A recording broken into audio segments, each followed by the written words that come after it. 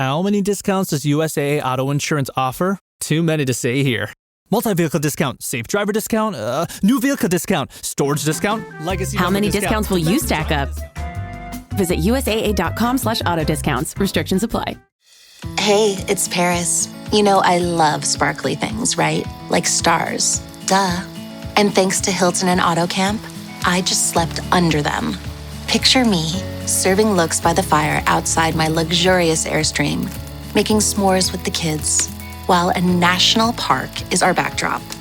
The great outdoors meets Hilton hospitality. That's hot. Explore all the new ways to stay at Hilton.com. Hilton for the stay.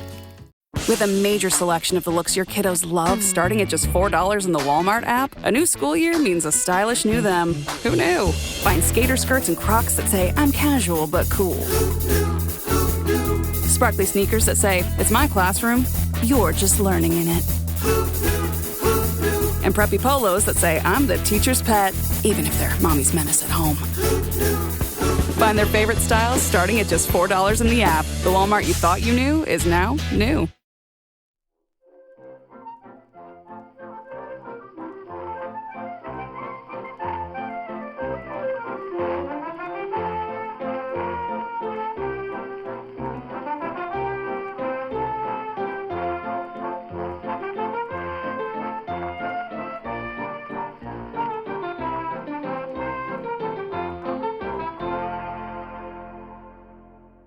Hello and welcome to Backlisted, the podcast which gives new life to old books.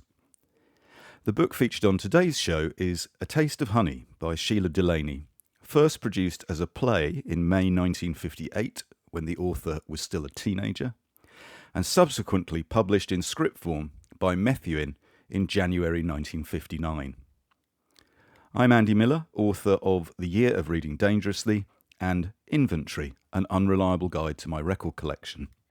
I'm Dr. Una McCormack, science fiction author and Associate Fellow of Hamilton College, Cambridge. And I'm Nikki Birch, the producer and editor of Backlisted, and I'm excited to say I've got some big news for our American audience. To celebrate 10 years of us podcasting about old books, Backlisted is going to New York. That is right. We are going to be in New York City in America in the last week of October. We're crossing the Atlantic to do at least 2 live shows, and we couldn't be more delighted about where they will take place and what we'll be talking about. Yeah, so on October the 27th, write this down please, October the 27th at 7:30 p.m, we'll be appearing at the fabled 92nd Street Y, or 92 NY as it's now known, in Manhattan. That is a venue that has hosted some of the greatest writers of the last 100 years. Auden, Baldwin, and now Backlisted. Hey. Yeah, of course. Yeah, so it feels like fitting that the subject of our show will be the legendary New Yorker editor and novelist William Maxwell.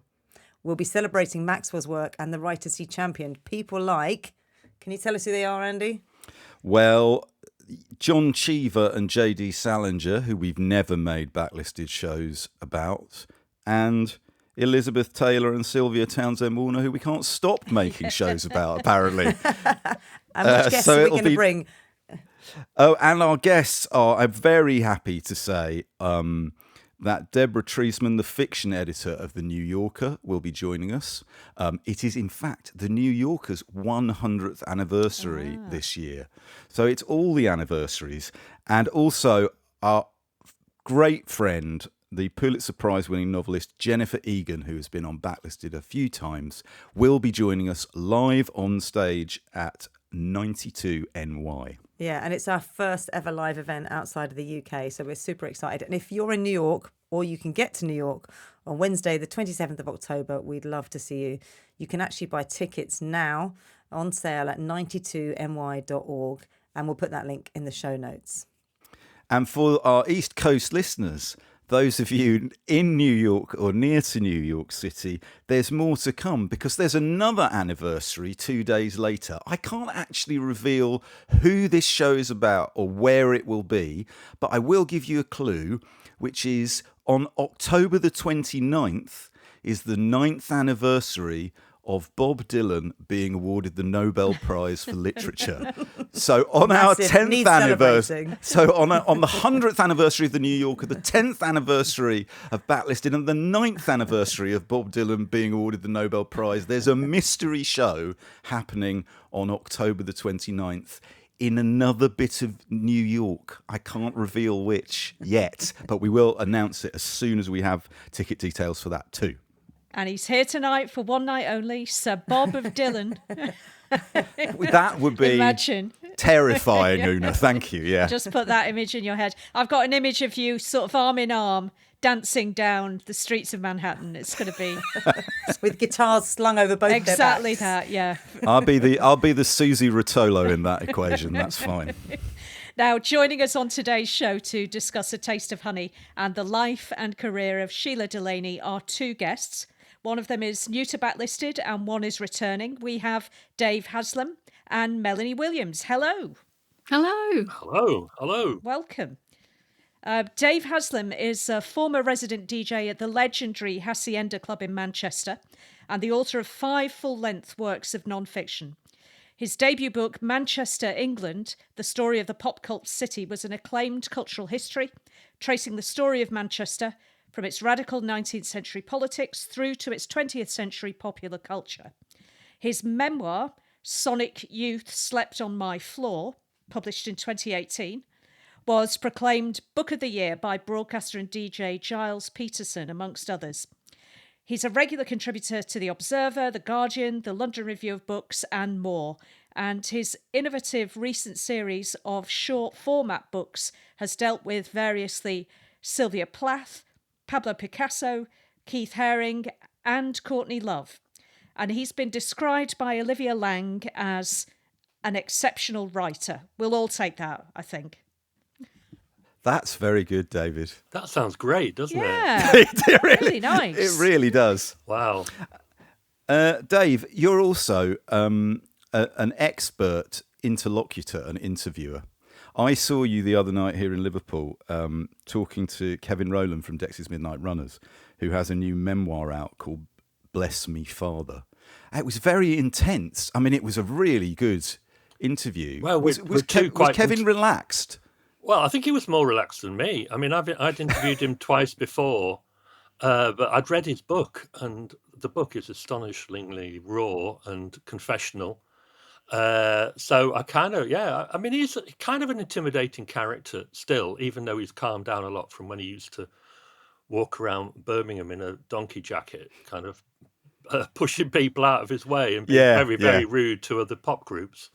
But there's maybe even a connection between him and Shelagh Delaney. Maybe you were going to go on and make it, in the sense that he's so well known for Dexys Midnight Runners, Come On Eileen, especially in America, where it was a big hit, and it's still so well known that he kind of carries that, I think, has in the past carried that in quite a difficult way. But those of us who know his work know that he's very innovative, and he's worked in lots of different ways, different kinds of music, and he's still an artist. And it's a kind of like a Shelagh Delaney, known for A Taste of Honey, done when she was very young, but then not so well known for her subsequent work. And for those of us who know her subsequent work, that's unfortunate, because there's so much to enjoy. Yeah. Dave and I were once married, which is how he knows that my question was, Dave, next, he reminds me a little bit of Shelagh Delaney. so yes, absolutely. Well, what I was going to say was, I agree with you completely. She has to carry around A Taste of Honey. He has to carry around, particularly in the States, Come On Eileen. But he pushed back a bit, didn't he? Like he does. He likes to be accurate. When you suggested this, which is perfectly reasonable, he was at pains to say, what did he say? He said Gino had been at number one, and people should know more about Gino. I mean, when I interviewed him previously, he said that it kind of follows him everywhere, and he was in a Chinese restaurant, and there was a kind of Chinese version of Come On Eileen play, and it really put him off his wonton. Okay, very good. Shall we welcome our other guest? Yeah. Melanie Williams is the author and editor of numerous books on British cinema, including studies of David Lean, Shane Meadows, Ealing Studios, female stardom, women's films, and 1960s film production in Britain. And as luck would have it, her most recent book was a BFI film classic monograph on A Taste of Honey. That's lucky. It is lucky, isn't it? Yeah, we dropped on there, I think. She's currently Professor of Film and Television Studies at the University of East Anglia in Norwich, and last joined us on Backlisted episode 206 for a discussion of Michael Powell's A Life in Movies. You invited me to do that one. I couldn't do it. I was really disappointed to miss that one, actually. Well, you know, that was a very good show about a very good book. Yeah. Welcome back, Melanie. Dave was just saying there how hard it is to get to see some of Shelagh Delaney's work. But I was wondering, I mean, you work in an area and I mean, I guess we all do. We all have a real interest in archive film and TV and literature. A lot of these things were very difficult to get to see, weren't they, 20 years ago? I mean, in terms of Shelagh Delaney's work, you could probably see A Taste of Honey and nothing else. Has that changed in the last 20 years? Do you feel as a researcher it's easier now for you to find rare films and TV? Definitely, there's been a big shift. I mean, particularly as somebody that focuses on British cinema, I have to give props to Talking Pictures TV, which has kind of made newly available all kinds of very obscure British odds and ends from film and television. I think also the kind of digital availability of some of these things has really helped, but there's still a lack of availability of a lot of her work. I mean, we sometimes think that everything is kind of all available now, but in terms of Delaney's career, and she's certainly not alone in this, there's a kind of hardcore of stuff that is very difficult to access, particularly the television work that she did, the radio work that she did later on. That stuff's much more difficult to access even now. You can now find most of her 60s output. You can read her plays and her volume of short stories, and you can, even though it isn't in print, but it's relatively easy to track down, you can see the films that she contributed to. The White Bus, I remember, was incredibly difficult to get to see, and now is now available from the BFI. Charlie Bubbles, which is a great favourite of mine, and we'll be talking about that later in the show. I mean, I remember Charlie Bubbles being on Channel 4 in the 1980s and then not being able to see it for 25 years until I traded VHS on the dark web to try and get it's easier now, right? You can just go and buy a copy of Charlie Bubbles, but little subsection of the dark web with people swapping, episodes of Dramarama and let's be honest, Una, that's very much the darkest web where that happens. The worst timeline. And Mel, do you I suppose I was going to say, do you yearn for the days when stuff was more difficult to see, or do you just transfer it to the stuff you can't find? Yeah, I mean, there's always some object that you're still searching for that you can't quite get, so you don't quite lose that. But I do now, there are lots of films that I had to watch for my PhD, and I had to go into the basement of the BFI and order them up and put them on Steambacks and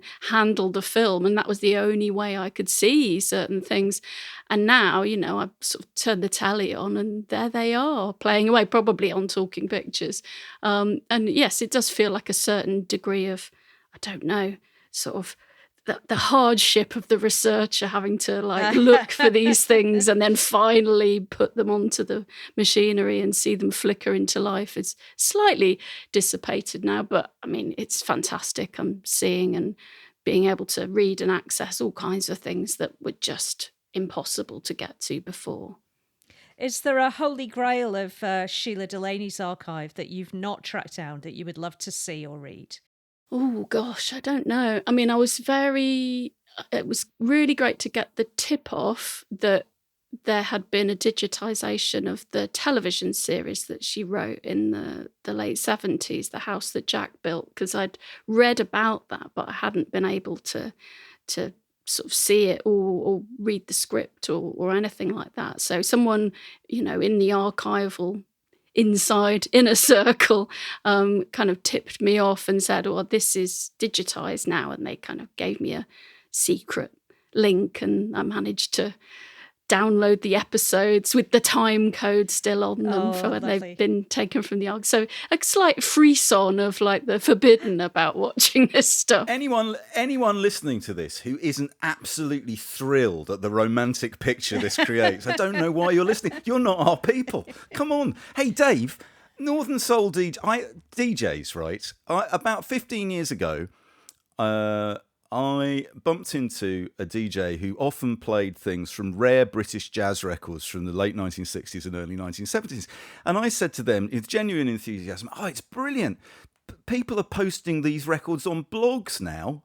So you can get to hear them. And he was like, yeah, was not happy. Where do you stand on the exclusivity of the crate digger? For Northern Soul DJs, it's the original 7-inch record on the original label, or stay at home, basically. So I kind of steer clear of that amount of purist thing, because for me, it's just about the records, and it doesn't really matter so much what the format is, as long as you can share them with the people. But so often they don't even want to share them with the people. Right. I mean... Still keep them in plastic, Andy? Look, Nikki, you buy one for your archive, one for the shelf, and one to play out with. It's a very cheap hobby. Your shelf isn't even the archive. No. Oh, Nikki. But there is a nerdy side to me that actually loves the research as well. I've never been, in inverted commas, lucky enough to be an academic, but I kind of have that part of my brain. Yesterday, I was reading about Shelagh Delaney, about her early years going to the theatre, because obviously the kind of conceived wisdom is that she arrived on the scene as a kind of savage, which is a word that was used about A Taste of Honey, as a kind of naive teenager from Salford who failed her 11 plus. But in fact, she'd been part of a Manchester and Salford radical arts and theatre scene ever since that, she could be. And she went to see Waiting for Godot in 1956 at the Manchester Opera House. I read that she had. And her daughter, Charlotte, says that rather than the Terence Rattigan play that she saw the following year, was what stimulated her writing. Not necessarily her drama, but her writing. And she absolutely worshipped Beckett. And in fact, Charlotte says that later in her life, Delaney went to Paris and met Beckett, which would be a fantastic radio play if anyone wants to write it. Good Lord. And anyway, so I was digging about to find out when exactly she'd gone to see Waiting for Godot, because I wanted to get the timeline in my head right about Shelagh Delaney's intellectual adventures pre A Taste of Honey.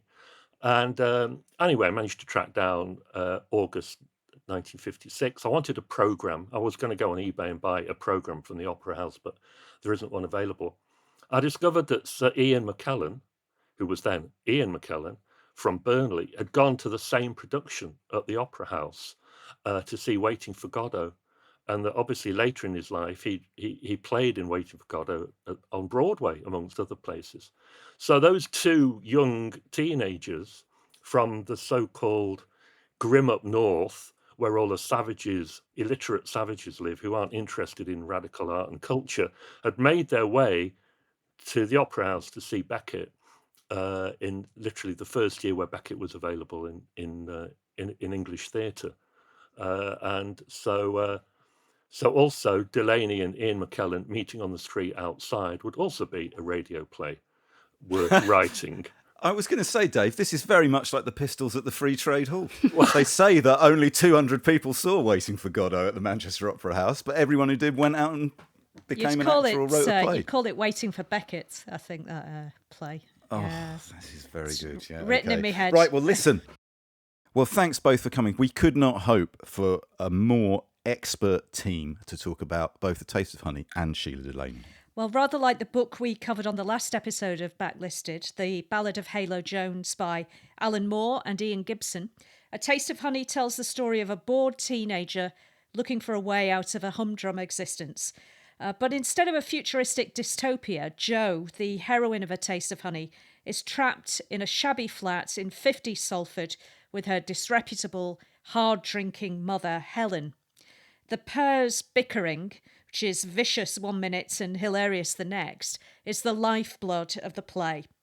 After Jo falls pregnant by a visiting black sailor named Jimmy, Helen temporarily abandons her daughter, and in the second act, Jo is befriended by an art student called Jeff, who moves into the flat and helps her prepare for the baby's arrival.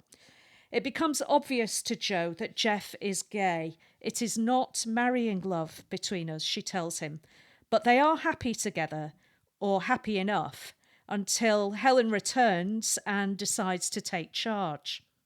A Taste of Honey is one of the most famous and most important British plays of the 20th century.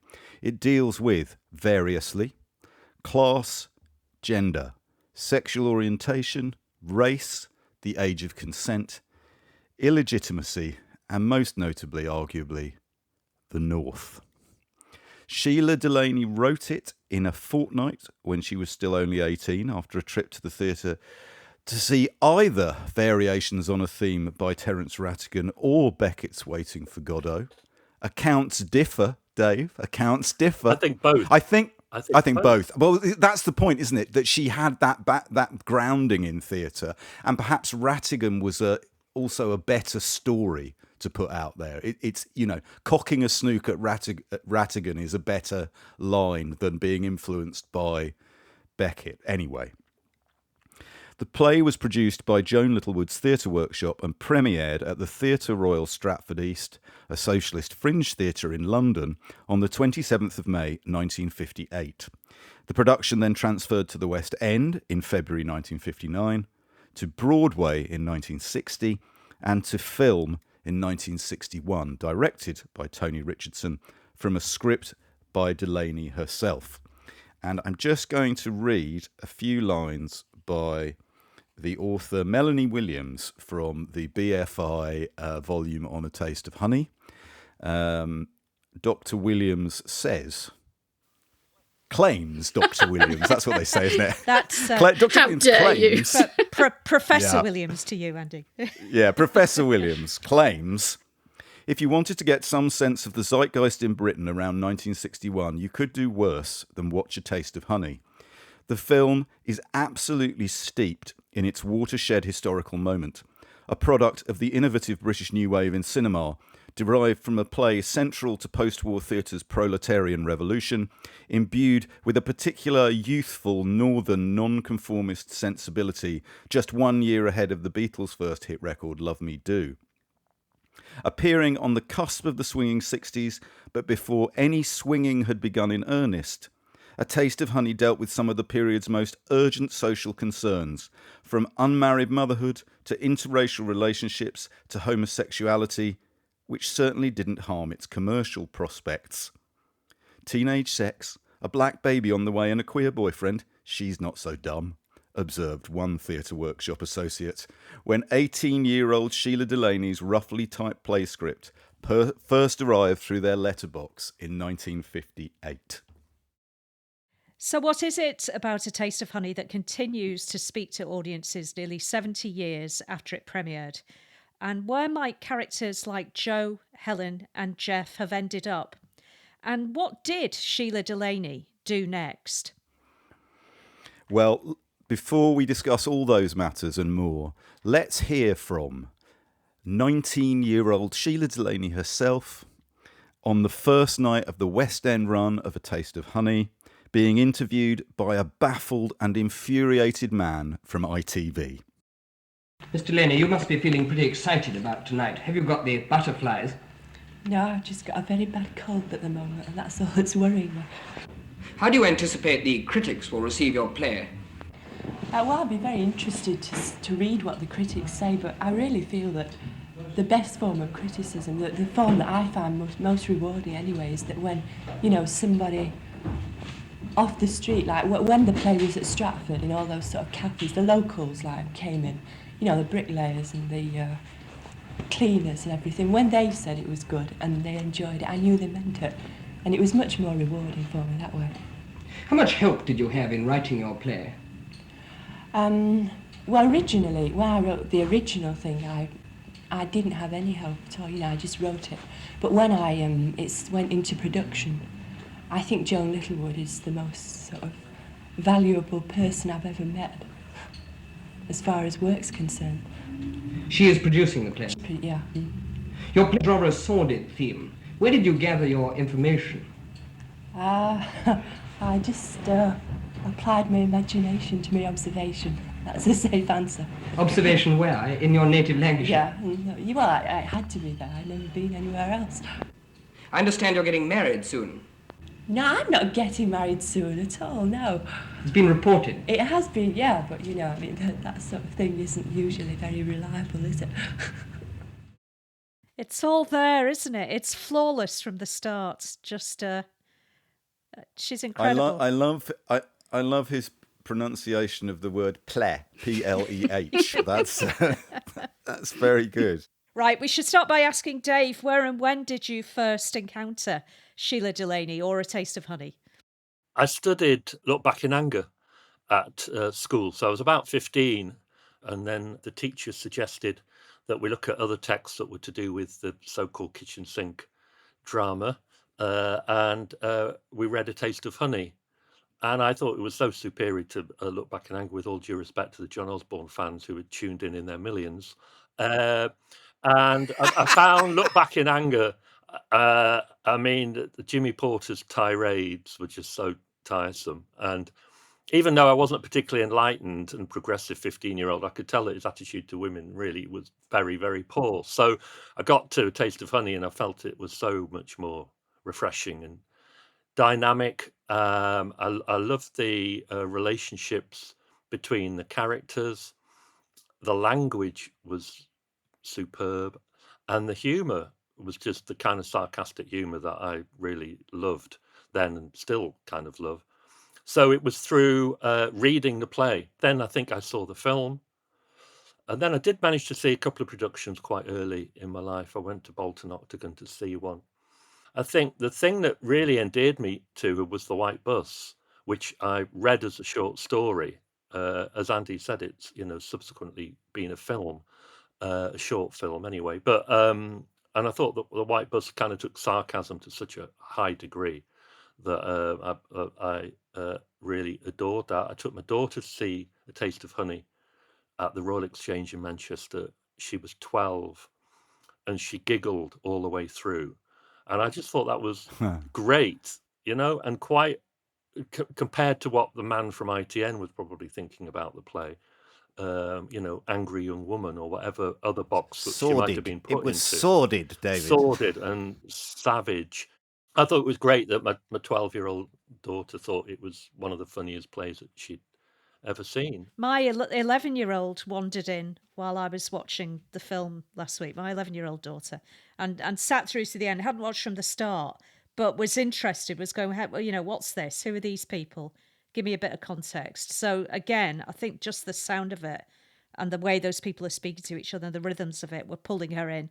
And my kid won't watch a black and white movie, not without being nailed to the seat. But this one kind of, was looped in. Melanie, given that you have devoted a chunk of your career to thinking and writing about Shelagh Delaney, can you remember when you first encountered her? I think the first encounter was not reading A Taste of Honey. I was doing English A-level, and the other group was doing A Taste of Honey as the sort of example of 20th century drama, and our group was doing Cat on a Hot Tin Roof instead. I think there were only so many books to go round. So I got kind of a sense of what that was about from my friends who were in the other group doing the other books. So that was quite weird, sort of learning about it, but at one remove and perhaps slightly enviously thinking, oh, that sounds interesting. Then I think I saw the film on television. Not quite sure exactly when, but, I went through a real phase of watching all those kitchen sink and new wave films. So it was part of that. And I, very much enjoyed it. And I think as well, Shelagh Delaney as someone that Morrissey name dropped. So that idea of her as a kind of interesting cultural figure that this other person was kind of admiring and looking up to and making references to also was part of kind of learning about Shelagh Delaney. Yes, she's on the cover, isn't she, of Louder Than Bombs, and Yes. Sheila Take a Bow is about her. And Yeah. yes. Dave, speaking of pop stars, Shelagh Delaney comes over like a pop star, doesn't she? When you see those interviews with her on Monitor and that, she's very charismatic and funny and won't put up with any nonsense. Absolutely. I mean, it is that thing of emerging almost fully formed, which is so impressive, and really a sense of believing in what she was doing, but also just a great attitude to bad questions, and and in the same way, swerving all social conventions, feeling like she can assert who she is. I am somebody, like a star would, at the beginning of their life. It was very much all generated by her. The Morrissey connection is interesting, but and when Sheila Delaney died, of course, the Manchester Evening News pegged the whole story of her passing on the fact that she was Morrissey's muse, which once had me stood outside the Manchester Evening News office for 3 days until I found the journalist who'd written that. She certainly has, Melanie, that same... Mark Lewison says of the Beatles that one of the reasons that they captured the national imagination and then the world's imagination is they had a kind of amused northern disrespect for the conventions of broadcasting, be they radio or TV broadcasting. And as Dave says, it wasn't an act. It was just they were very good at finding it all hilarious and slight. And you see that in that clip we listened to of Sheila there, don't you? She's kind of like, "Who are you, you silly man?" What? And this is how you'll have talked back to the television or the radio, but because of, the time it is, now it's actually getting broadcast. This is what you will have been doing at home with somebody on the radio or, a face on the telly.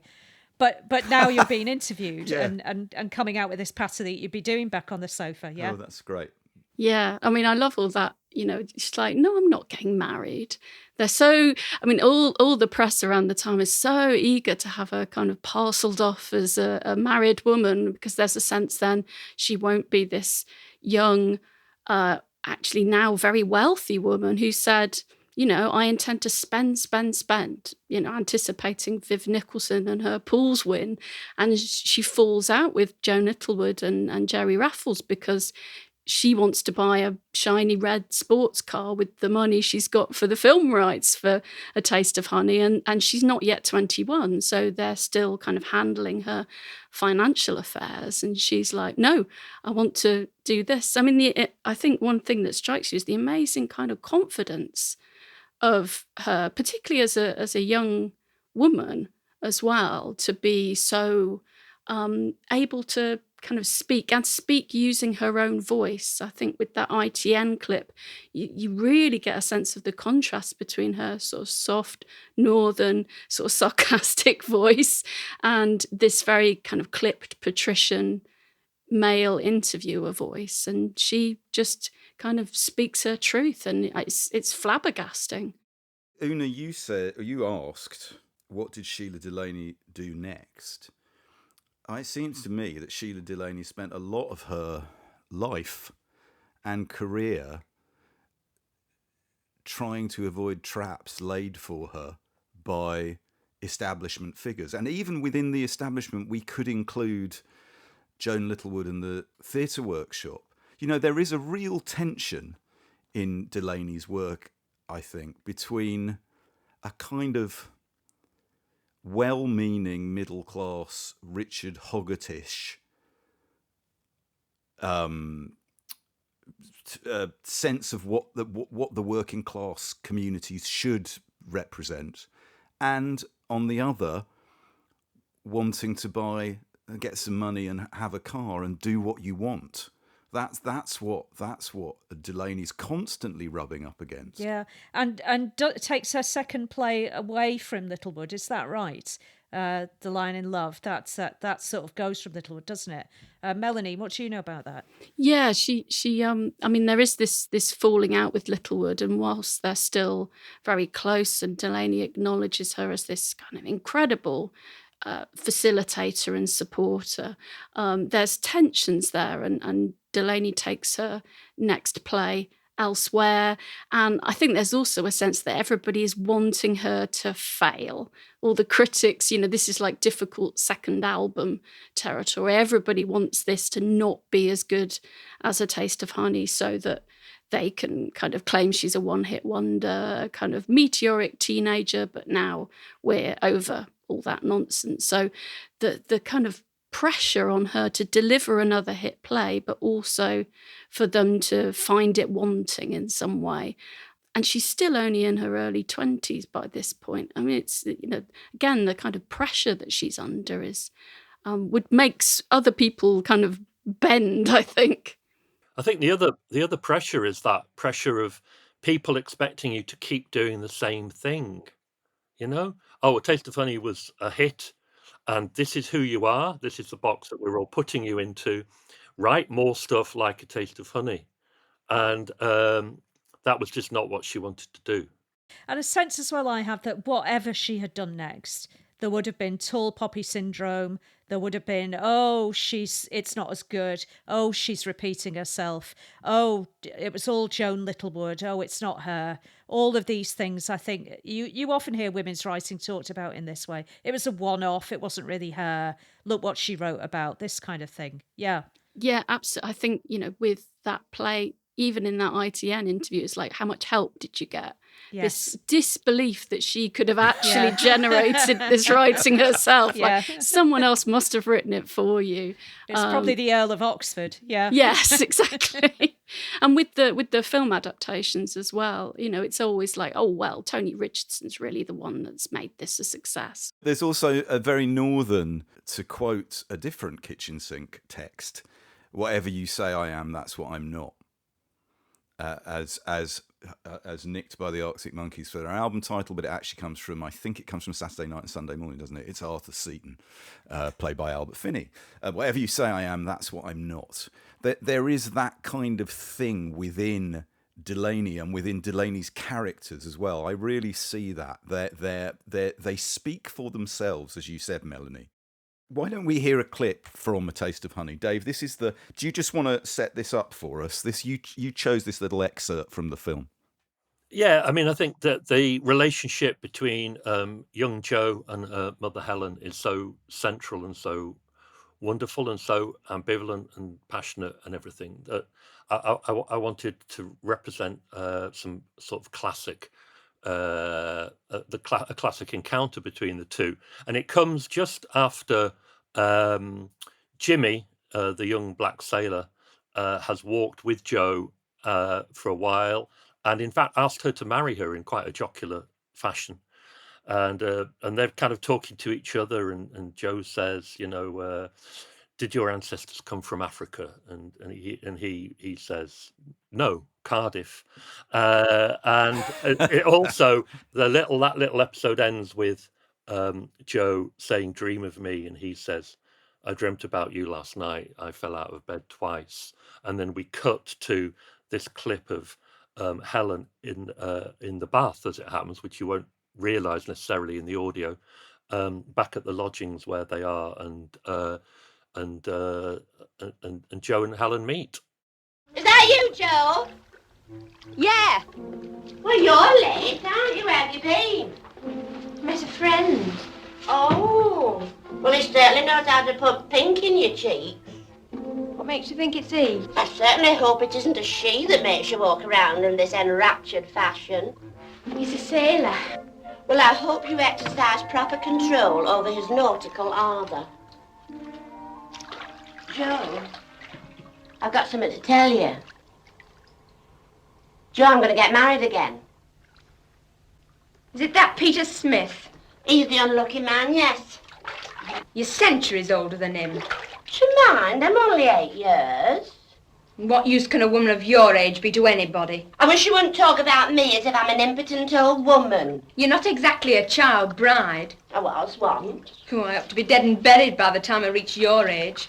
Just think, you've been living for 40 years. I know. I must be a biological phenomenon. You don't look 40.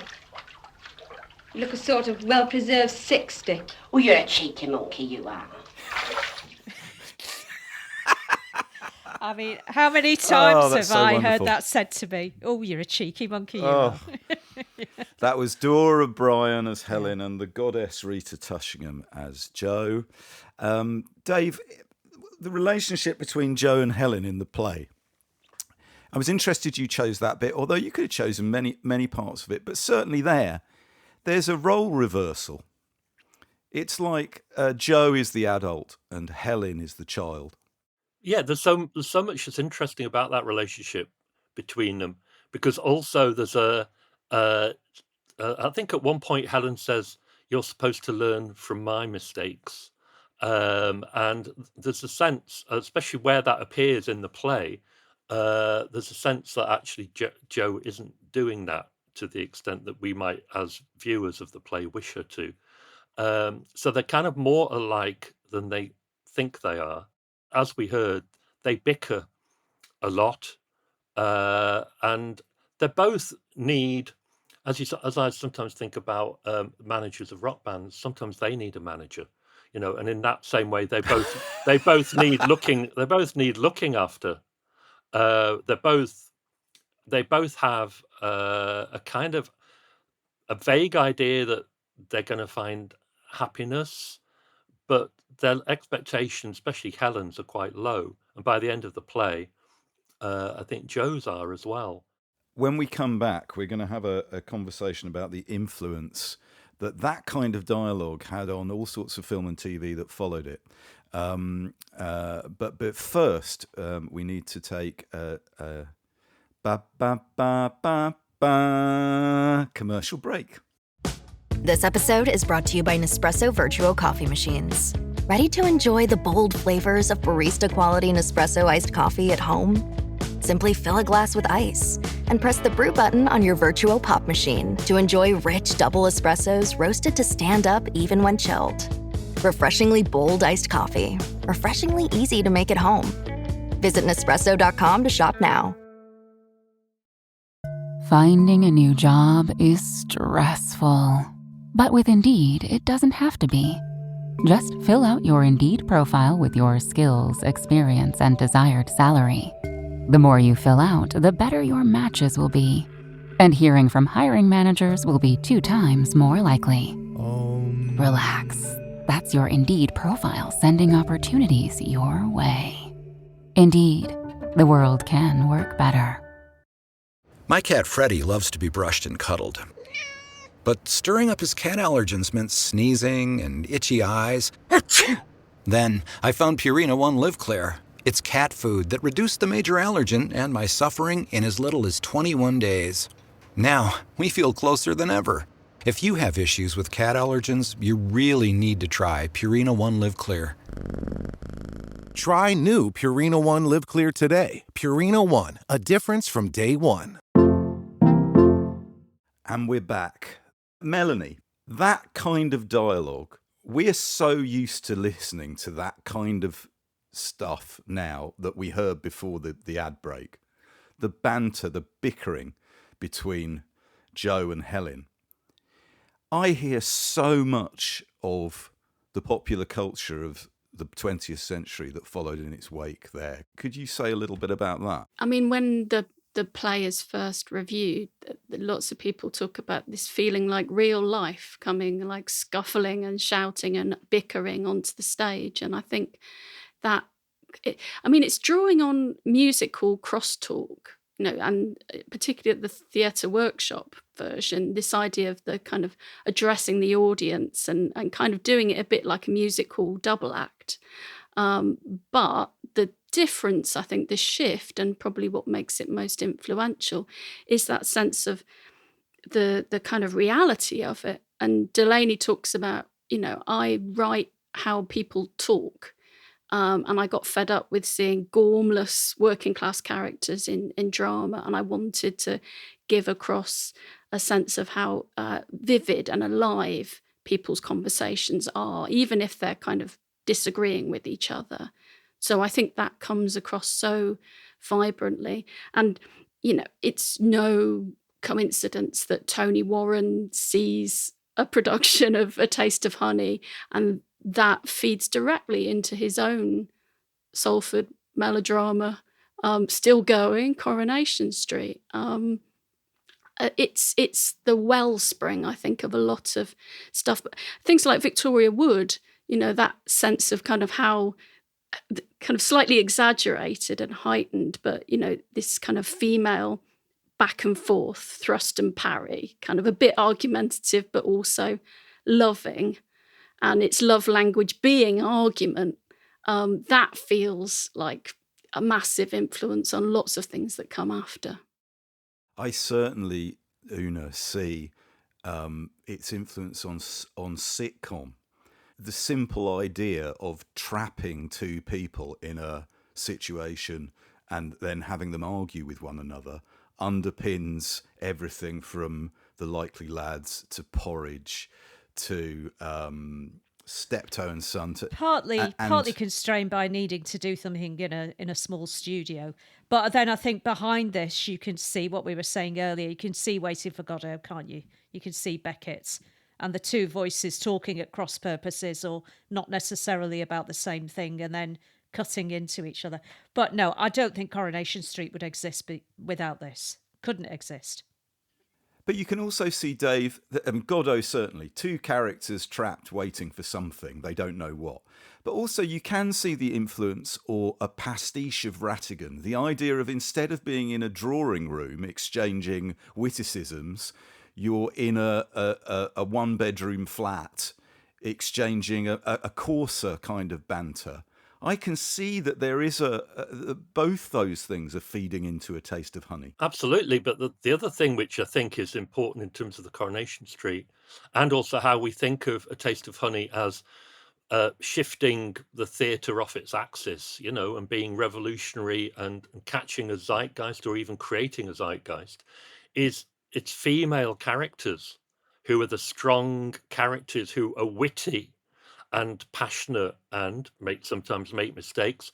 Coronation Street, the female characters are historically always so important, and the way of speaking, the kind of slight, although it was talked about as this is real life, there's a kind of heightened, a kind of enjoyment in the sound of the words, which I think is incredible. So I think it's that, because again, in the other so-called kitchen sink, we've had young men talking to other young men about, we've got to get out of this place, and and I'm going to do this and I'm going to do that,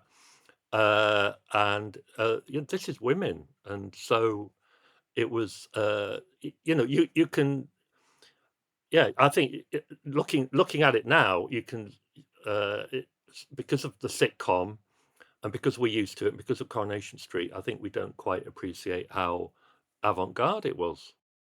Melanie, thinking about this while Dave was talking, just rifling through the index file in my brain of Delaney's other work, she writes almost exclusively, doesn't she, about female protagonists? Yeah, there's a lot of focus on women's experience, and that makes her quite kind of interestingly anomalous. But she's also very interested in relationships that are kind of codependencies in some way, and you can see several of those in A Taste of Honey, the kind of mother-daughter, but also the other relationships that Jo has with different men. She's a really interesting writer on marriage, and I think you get that in Charlie Bubbles later on, and you get that in certainly in The House That Jack Built, which is kind of like a portrait of a marriage, and from like the wedding through to getting divorced. So she's very interested in the kind of strains and tensions in a relationship, but she does give space to the kind of women's side of that, because I think it's true in the kitchen sink stuff. Usually, if someone gets pregnant, it's all about, oh, the man is going to be trapped by that. Whereas A Taste of Honey looks at that same issue, but from the other side of the coin. What does that mean for the girl who's pregnant? There's a series of her radio plays, which I think are written during the sort of 90s and noughties, and they're available. You can hear them on Audible, and they reinforce exactly what you're saying, Melanie, which is that it's a tight group of women who were friends from childhood in a convalescent home, actually. Sweetly Sings the Donkey. I think it's based on a short story, but then it follows that friendship and how, some of them are a bit more friends than others. There's one that they tolerate. And there's a lovely duology, a very painful duology about a couple that have split up, and it's an aunt and her nephew, and the relationship between them. But again, it's like you say, it's the tightness of those relationships, the women-focused relationship or the female-focused, and the way they can't entirely get away from each other. I think radio really suited her. It sort of strips it away, just brings it to the voice and the necessity for kind of interaction between those voices and those people, and the batting to and forth as well. Well, I would like to, as is my my personal brand on Backlisted, I would like to draw matters back to Bob Dylan. But Dylan said very famously when after he came off his motorbike in '66 that he lost the ability to produce work of the richness and instinctively the speed that he had done so in the first 10 years of his career, 7, 8, 10 years of his career. And he said famously, I had to learn consciously to do what I had done unconsciously. And I see Delaney's career as a very similar process. Having now had the opportunity to hear those late plays, they are extremely well crafted. I mean, they're good. I'm not damning them with faint praise, but whatever that fluorescence of energy was when she was 18, 19, she writes about similar things, like all great writers do, for her whole career, but she changes how she does it. And she does it this is why it seems to me, Melanie, a real tragedy, not tragedy, perhaps overstating it, but in a sense, a real shame that we can't see Delaney's career in the round. That she is, as Dave says, a one-hit wonder, and all her other singles and LPs are out of print and haven't even come out on CD. Don't even circulate as bootlegs. It's such a shame. Yeah, that first success and all of the kind of ballyhoo and the kind of press paraphernalia that comes with that, it casts such a long shadow, and everything she does subsequently is seen in relation to something that she did as a teenager. And I think anybody would find that very difficult to deal with. And I remember Jeanette Winterson writing about her and saying, comparing her to Harold Pinter and saying one of the tragedies is that she wasn't given the chance to develop her talent in the way that someone like Pinter had Peter Hall to support him, and therefore his dramatic career reaches this kind of different level because he's got a mentor. And the whole thing of being mentored as a male writer is less problematic and fraught than her position. But at the same time, we mustn't then think, oh, she has one big hit and then nothing afterwards. The quality of the work that comes after is brilliant, but it's in lots of different places, in lots of different formats. So it's much harder to kind of trace that through line of her career because of that. I suppose the mentorship was there offered by Littlewood, but it wouldn't have been true to Delaney to accept it, I guess, it wouldn't have been creatively perhaps productive for her to sort of go, I'll work with you, I'll continue working with you. Dave, can I ask you to respond to this? This is a clipping from a column in the Times in 1965. So we're 7 years on from the theatrical success of Taste of Honey and 4 years on from the success of the film. This is the theatre critic of the Times writing a column. I'll just read this, and Dave, tell me what you think of this.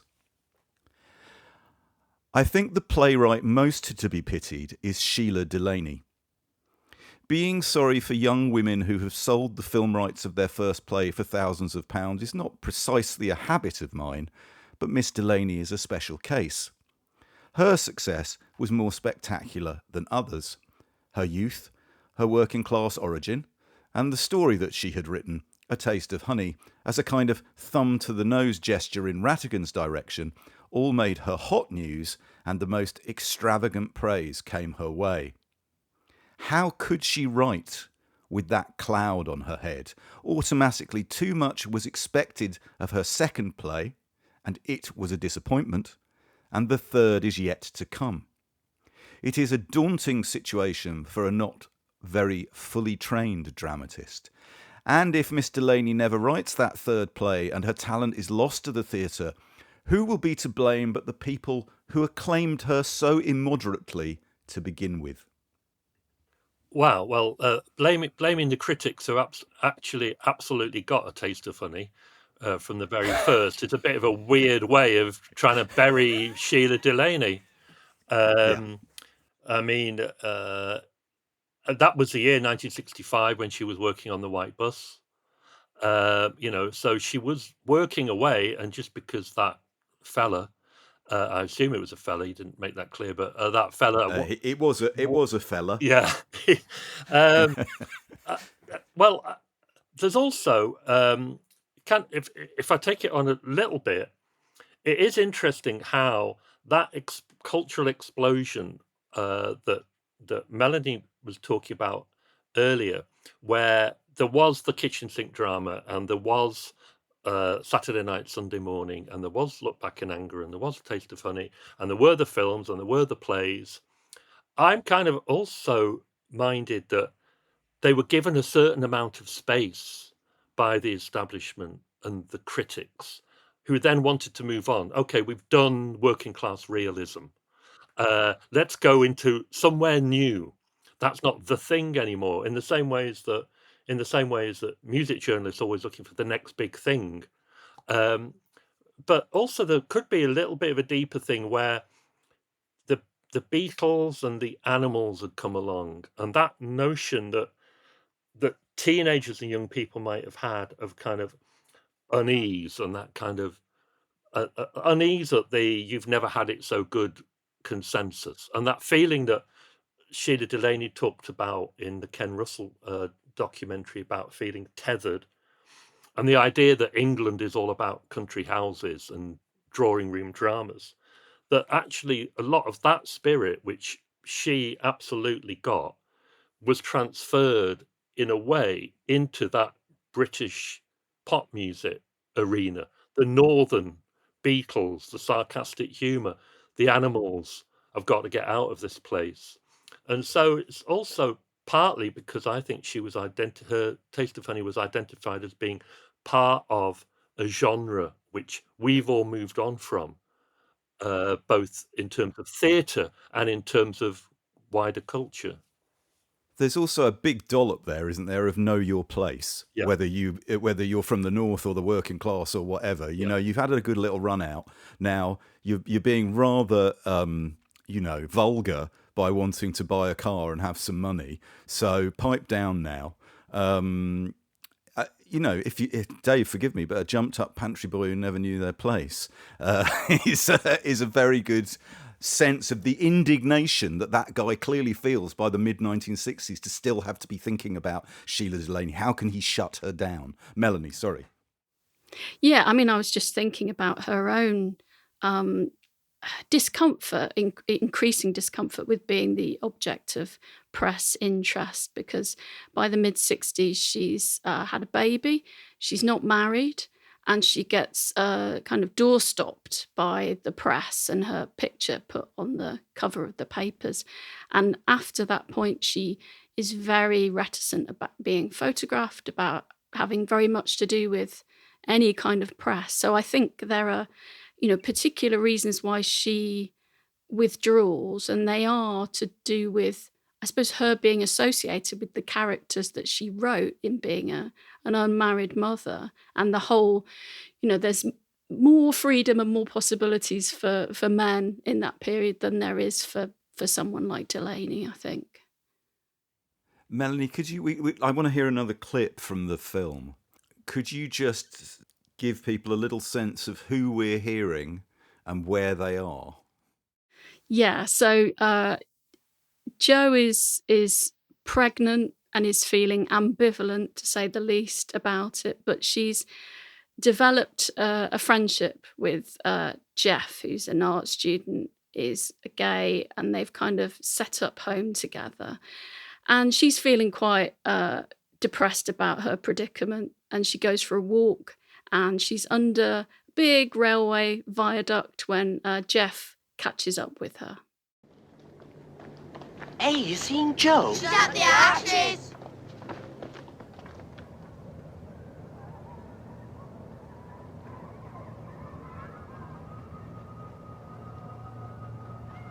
Hey, I've been looking for you. I've cooked dinner, don't you want it? I don't fancy anything. Well, I haven't poisoned you up till now. I don't want anything to eat. I'm going to have a baby. Yes, I thought so. You're in a bit of a mess, aren't you? Oh, I don't care. You can get rid of babies before they're born, you know. Yes, I know, but I think that's terrible. When's it due? About November. Your mother should know. Why? Well, look at the things you'll have to buy for a baby. Clothes, and you need a cotton of pram, won't you? Oh, shut up. I'm not planning big plans for this baby or dreaming big dreams. You know what happens when you do things like that? This baby will be born dead or daft or... You're just feeling a bit depressed, that's all. You'll be your usual self once you get used to the idea. And what is my usual self?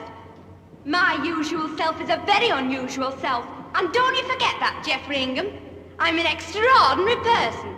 There's only one of me, like there's only one of you. We're unique. Young. Unrivaled. Smash it. We're bloody marvellous. We're bloody marvellous. Why hasn't that been the title of some book about this scene? Or that is a I'm so pleased you chose that bit, Melanie. Could you just say a little for us about the character of Jeff, played there and in the original production by Murray Melvin, the late Murray Melvin? Both of the men that Jo is involved with are so lovely and nurturing and sympathetic, and Jeff is like this, marvellous, supportive, loving friend that Jo is lucky enough to make. And Murray Melvin's performance is fabulous in the film, which is obviously the preserved version that we have of it, although he was also in the stage production and in the Broadway production as well. He is such an interesting figure, and it's just at that point where in the British stage and also British cinema, stories that engage with homosexuality are beginning to be permitted. They're not just being, outright not an area that you can engage with. Homosexuality is still illegal, of course, in the late 50s and early 1960s, but the thaw is setting in, isn't it? And there's it's very interesting that the film of A Taste of Honey is the same year as Victim, the brilliant Dirk Bogarde melodrama that has this, amazing confession that he feels sexual desire for another man, and it's an amazing shattering moment in British cinema and British culture. But when Dirk Bogarde and Murray Melvin were working on a film a couple of years later, HMS Defiant, Bogarde said to him that, I think your character in A Taste of Honey did more to kind of raise awareness and kind of help understanding than everything that I did in Victim, which is interesting, I think, from Bogarde. And there's a difference in the way that the two films are approaching how do we deal with a gay character? Do we focus on that alone, or like with Jeff, is that just one component of a very nuanced and interesting character? I would say the difference is Dirk Bogarde's character in Victim is tortured by his homosexuality, and Jeff in A Taste of Honey is tortured by being Jeff. It's as you say, that's the rounded picture. We're just going to move on while we have time. Shelagh Delaney wrote the script for after the success of A Taste of Honey, the film A Taste of Honey. She adapted a short story, The White Bus, which we've talked about, and she also wrote a script for Albert Finney's production company. I believe she was commissioned to do this in 1965. It didn't make it into cinemas until 1968. For a film starring Albert Finney, and which Albert Finney directed, the only time he directed a film, Charlie Bubbles. And I asked all our panel members to watch once again Charlie Bubbles, confident that they either wouldn't have seen it, or like Melanie, they did the Blu-ray commentary. When I saw you, Dave, the other night, you said, "Why did you make me watch Charlie Bubbles again?" So I'm going to ask you first, David. What did you make of it, seeing it again? There were parts of it which I enjoyed. I still find the Liza Minnelli appearances quite excruciating, but Billy Whitelaw, on the other hand, is absolutely brilliant. And just to mention Samuel Beckett again, you can see why she's one of his favourite actresses. The bit I love is when Charlie Bubbles takes his son to Old Trafford football ground, and it's very prescient because it's a father who occasionally visits the son, his son having had a separation from the son's mother, which is now kind of happens all the time. But I don't. Melanie will probably tell me there's a long tradition of this in British cinema, but it's the first time that I remember it. Being a part of it, and he takes the son to Old Trafford, and they sit in a luxury box, kind of away from the life on the terraces, and the little boy is very bored, and then kind of runs off, and that idea of living in a bubble that Charlie Bubbles does, and being at one remove from real life due to his success as a writer, is part of is right through the film, but that encapsulates it in such a good way. And just to point out that when he runs away from Old Trafford and his father goes to find him, he somehow miraculously gets from Old Trafford to Ancoats, and he's running up and down the derelict canals of Ancoats, which I guess was more photogenic or impactful than the semi-detached houses around in Stretford that you'd more likely to have run into. But Shelagh Delaney was very instrumental in finding locations in Charlie Bubbles. So I do have a few reservations. IMDb, which is the internet database, describes Charlie Bubbles as a married man has an affair with his secretary. Okay. Which I think is the worst summation of any film. Well, I had a go, and my just let me is a successful writer's life seems a bit empty, but people keep giving him sandwiches. That was mine. It's a film about food, isn't it? That is a film about food, yes. Feed the man. I'm trying to think of bad summaries for Taste of Honey. A mother and daughter bond over their relationships. Melanie, You've spoken about the relationship in Charlie Bubbles between food and class and success.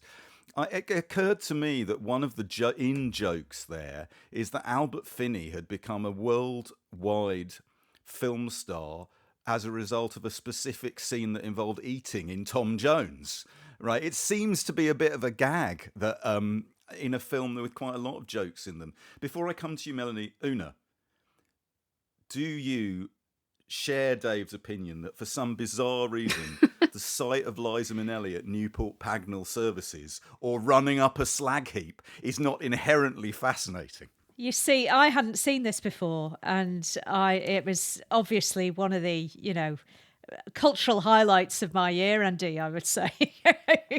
I hope so. It's the scene with Billy Whitelaw at the end, with when we see the son again.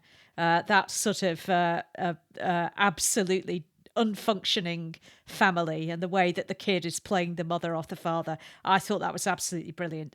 Melanie, this idea that Albert Finney is playing Shelagh Delaney rather than Charlie Bubbles, what do you think? Yeah, no, I think there's a lot in Charlie Bubbles that is, I mean, interesting as well that, Albert Finney and Shelagh Delaney are both Salford. They're kind of born and live within a few streets of each other. So they've got this kind of shared background, and they've both become kind of celebrities off the back of being in things about working class life. And then there's a sense of, well, where does your career go beyond that? And both of them kind of struggle with it. But the things that are particularly about writing seem to be so pertinent and so much like what a working class writer going back to their hometown might, the kind of conversations they might have. I'll give you my theory about Charlie Bubbles. I think it's so about Shelagh Delaney that the scene at the end, which you've all just referred to with Billy Whitelaw, is almost in quotation marks. It's almost like saying, look, if I wanted to do kitchen sink stuff, I could do it better than anybody else. And she creates this incredible 15 minutes of cinema. And then what does she do? She walks away from it, gets in a balloon and floats away forever. So I think it's a comment on types of writing. Films about writing, books about books, I think it's a wonderful film. Very different to A Taste of Honey, but some of the same themes in there anyway. That's where we must bring down the curtain on our discussion of A Taste of Honey. Thanks to Dave for choosing the play and to Melanie for filling out the dramatis personae. And many thanks to East London's Nicky Birch, our own Joan Littlewood, for producing a show which will be transferring to New York in October. NYC, baby. Details are on the show notes. Buy the tickets. Come and see us. Come and say hi. And if you want show notes with clips, links and suggestions for further reading for this show and the previous 244 episodes, please visit our website at backlisted.fm. If you want to buy the books discussed on this or any of our other shows, visit our shop at bookshop.org and choose Backlisted as your bookshop. And do subscribe to our Patreon at patreon.com/backlisted. Remember, if you subscribe at the locked listener level, you get 2 extra exclusive podcasts every month. Instalments of Andy's new writing project, Inventory, which is fantastic, and the chance to join a community of dedicated listeners and readers like us. But before we go, Melanie, is there anything that you'd like to add about Delaney or A Taste of Honey that we didn't get a chance to get to? That it's a real shame that her collection of short stories, Sweetly Sings the Donkey, is not in print. I got it out as a library book. It's full of fabulous writing. It would be great if people could access that in the way that they're now able to access more of her film and TV work. Good news, Melanie. It's on the Internet Archive. So you can borrow it from there if nothing else. David, how about you? We're so polite. How about you? Is there anything you'd like to add? I really wanted to do a shout out to Eutha Joyce, who makes a very short appearance in Charlie Bubbles and is also on the front cover of a Smiths record. And I'm a big fan of Eutha Joyce's. Right, well, we'll be back in a fortnight with a show about Eutha Joyce. Do join us there. Not James Joyce, Eutha Joyce. Thanks ever so much. Thanks, Melanie. Thanks, Dave. This has been an absolute delight. Thanks, everyone, for listening. Una, any last message to humanity? Oh, no, just ta-ra, chucks. See you, everybody. See you next time. Bye. Bye-bye. Bye-bye.